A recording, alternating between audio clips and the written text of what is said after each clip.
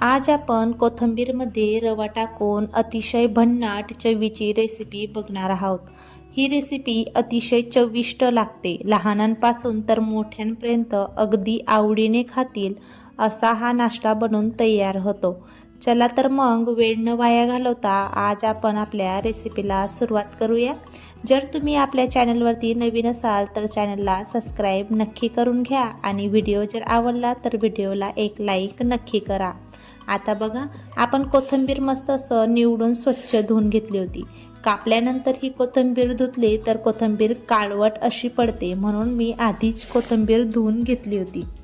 आता मस्त कोथिंबीर धुतल्यानंतर हिला निवडून घेतली आणि मस्त आपण आता बारीक चिरून घेणार आहोत।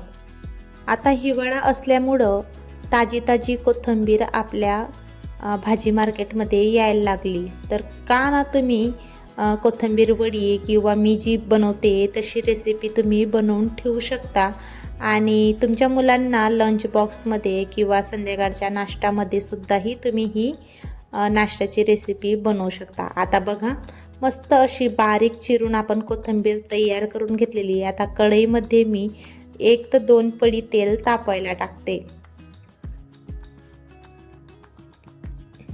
तेल मस्त असं तापल्यानंतर अर्धा चमचा आपण याच्यामध्ये जिरं घालणार आहोत। जिराच्या ऐवजी तुम्ही मोहरीचाही वापर करू शकता किंवा मोहरी जिरं दोघांचीही फोडणी घालू शकता, पण आपण जिऱ्याचीच फोडणी घालतोय। आता मस्त जिरं तडतडायला लागलं, आलं लसण आणि मिरचीचा ठेचा मी करून घेतला होता तो आपण याच्यामध्ये टाकून आता परतून घेणार आहोत। तुम्ही मिरची तुमच्या आवडीनुसार कमी जास्तही करू शकता। मी 4 मिरचींचा ठेचा हा बनवलेला आहे। आता मस्त आपण याला परतून घेऊया। मिरचीचा ठेचा मस्त असा परतून झालेला आहे। आता याच्यामध्ये आपण 2 मोठे चमचा तिळाचा वापर करणार आहोत। तुम्ही तिळाच्या ऐवजी कलोंजीचाही वापर करू शकता, पण आपण रेसिपी कोथिंबीर आणि रवाची बनवतोय त्यासाठी आपण तिळाचाच वापर करणार आहोत। आता मस्त आपण याला परतून घेऊया।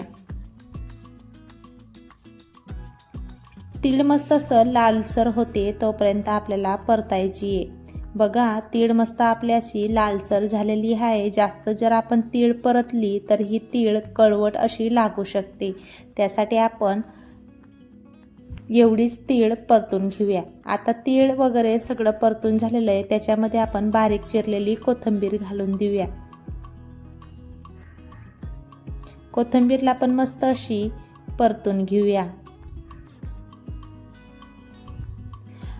तुम्हाला वाटत असेल की आपण कोथिंबीर वडी किंवा कोथिंबीरचे धडपे वगैरे बनवतोय, पण नाही, आपण कोथिंबीरच्या वड्याही नाही किंवा धडपेही नाही, अगदी चविष्ट ही रेसिपी बनून तयार होणार आहे। आजपर्यंत तुम्ही या पद्धतीने कधीच ही रेसिपी बनवली नसणार अशी आपण रेसिपी घेऊन आलेलो आहेत। आता बघा, कोथिंबीर वगैरे मस्त परतून झालेली होती। आता पाऊण ग्लास आपण पाणी टाकून घेणार आहोत। रवा कितपत तुमच्या आहे त्यानुसार तुम्ही पाणीचा वापर करा। माझा रवा 1 वाटीचा आहे म्हटल्यावर मी पाऊण ग्लास आपण पाणी घातलं। आता चवीप्रमाणे मीठ घालून घेऊया आणि याला मस्त असं दणकून उकळी घेऊन घेऊया।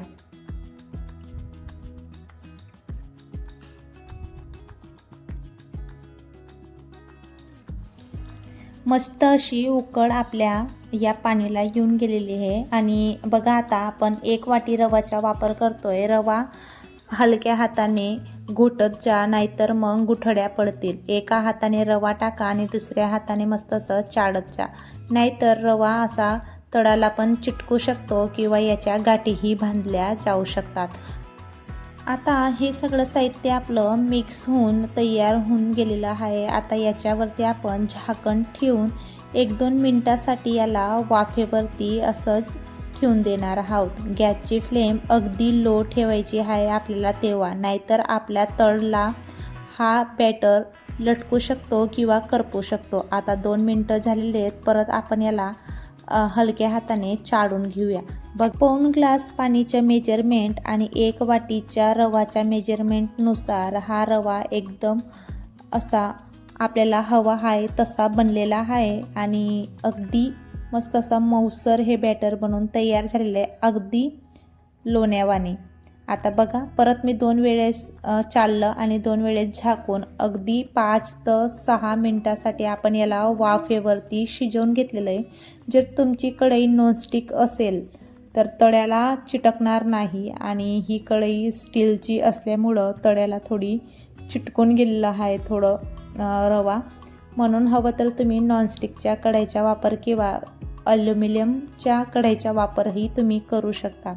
आता बघा, ताटामध्ये मी रवा आणि कोथिंबीरचं जे आपण बॅटर बनवून तयार करून घेतलेलं आहे ते आता ताटामध्ये आपण काढून घेतलेलं आहे. आता थोडं हे गरम असल्यामुळं डायरेक्ट आपण हाताने तर याला चोडू शकत नाही, म्हटल्यावर वाटीचा वापर करूया किंवा पेल्याचा तुम्ही वापर करू शकता. आणि अशा गाठी याच्या मोडून घ्यायच्या आहेत आपल्याला, म्हणजे असं मऊसर बॅटर आपल्याला हे बनवून तयार करून घ्यायचे आहे. बघू शकता, वाटीने किंवा पेल्याने तुम्ही असं गाठी याच्या मोडू शकता, जेणेकरून अगदी लोण्यावानी हे बॅटर बनून जाईल. आता मी सगळं वाटीनेच हे सगळं मिक्स करून घेणार आहे.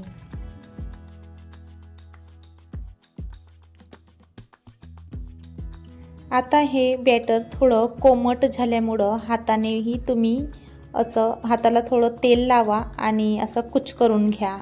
बघा, जसं मी व्हिडिओमध्ये दाखवते त्याप्रमाणे तुम्ही करू शकता, कारण जास्त गरम असल्यामुळे आपण हात लावू नाही शकत, म्हणून आपण वाटीचा वापर आधी केला. आता थोडं कोमट झाल्यामुळं हाताने हे बॅटर मस्त असं पीठ आपण याचं मळून घेतो. जसं चपातीचं किंवा भाकरीचं पीठ आपण मळतो त्या प्रकारे आपण हे सगळं पीठ मळून घेतलेलं आहे. आता मस्त असा घट्टसर आपला हा गोळा बनवून तयार झालेला आहे. आणि याच्या आधी आपण पोहाच्याही टिक्क्या बनवलेला व्हिडिओ अपलोड केलेला आहे, त्याला तुम्ही खूप सारा असा प्रतिसाद दिलेला आहे. याच प्रकारे आपण टिक्क्या बनवून घेणार आहोत. बघा, मी तुम्हाला व्हिडिओमध्ये दाखवते त्याच प्रकारे आपण सगळ्या टिक्क्या बनवून तयार करून घेणार आहोत. आणि ज्या मी पहिले व्हिडिओ टाकला होता पोह्याच्या, जो टिक्क्या मी बनवलेल्या होत्या त्याही टिक्क्या याच प्रकारे आपण बनवलेल्या होत्या. आता बघू शकता, सगळ्या टिक्क्या मी याच प्रकारे बनवून तयार करून घेणार आहे. तुम्ही हा व्हिडिओ कुठून पाहताय, कुठल्या गावावरनं किंवा कुठल्या शहरावरनं पाहताय, मला कमेंटमध्ये नक्की सांगा. आणि जर तुम्हाला रेसिपी थोडी जरी आवडत असेल तर रेसिपीला एक लाईक नक्की करा. आणि आपल्या चॅनलवरती नवीन असाल तर चॅनलला सबस्क्राईब करा, बेल आयकॉनला प्रेस करा, जेणेकरून आपला व्हिडिओ टाकल्यानंतर पहिलं नोटिफिकेशन तुम्हाला येईल. आता बघा, सगळ्या आपण टिक्क्या बनवून तयार करून घेतलेल्या आहेत. आता या आकाराने टिक्क्या बनवा किंवा गोल असे गोळेही तुम्ही बनवू शकता, पण अशा टिक्क्या जर बनवल्या तर अतिशय दिसायला युनिक दिसतात. आता आपल्या या टिक्क्या बनवून तयार झालेल्या आहेत. पॅनमध्ये आपण थोडं तेल टाकूया, म्हणजे 1 पडी तेलमध्येही तुम्ही या टिक्क्या सेलो फ्राय करू शकता. अगदी कम तेलमध्ये हा नाश्ता बनवून तयार होतो. आता आपण सगळ्या टिक्क्या तळायला टाकून देऊया.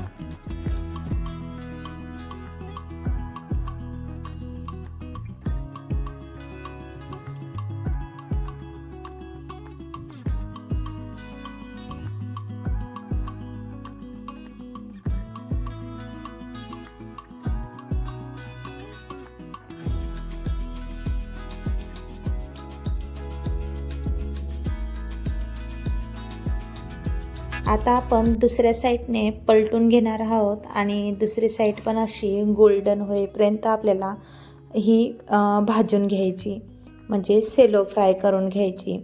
हवं तर तुम्ही डीप फ्रायही करू शकता. मी व्हिडिओच्या शेवटमध्ये सांगितलेलंच आहे की डीप फ्राय झालेल्या या टिक्क्या आणि सेलो फ्राय झालेल्या टिक्क्यांमध्ये काय फरक आहे.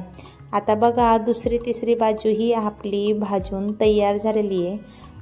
तेलाचा अंशही आपल्या या टिक्क्यांवरती दिसत नाही आहे. अगदी मस्त असा सेलो फ्राय ह्या टिक्क्या बनवून तळून तयार झालेल्या आहेत.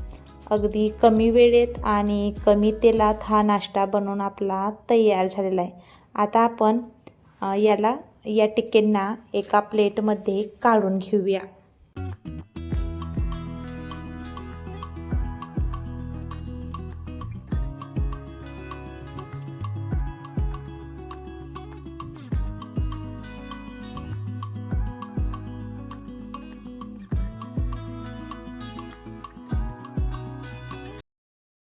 पहिली बॅच आपण सेलो फ्राय केली होती. आता ही दुसरी बॅच आपण डीप फ्राय करून घेतलेली आहे. बघा तुम्ही डीप फ्राय केलेल्या टिक्क्या आणि सेलो फ्राय केलेल्या टिक्क्यांमध्ये काय फरक आहे तुम्हाला शेवटी कळेलच. आता चला मग आपल्या या डीप फ्राय करून झालेल्या टिक्क्या आपण प्लेटमध्ये ठेवून देऊया. आता बघा आपण सेलो फ्राय केलेल्या टिक्क्या आणि डीप फ्राय केलेल्या टिक्क्यांमध्ये तुम्हाला काय फरक वाटतोय ते तुम्हाला कळेलच. आता ह्या ज्या डीप फ्राय केलेल्या टिक्क्या आहेत या अगदी सोनेरी आणि क्रिस्पी झालेल्या आहेत, पण याच्यामध्ये थोडा तेलांचा अंशही आहे आणि जो सेलो फ्राय केलेल्या ज्या टिक्क्या आहेत त्या टिक्क्यांमध्ये तेल नाही. आता तुम्हाला कुठली टिक्की आवडली ही मला कमेंटमध्ये नक्की सांगा.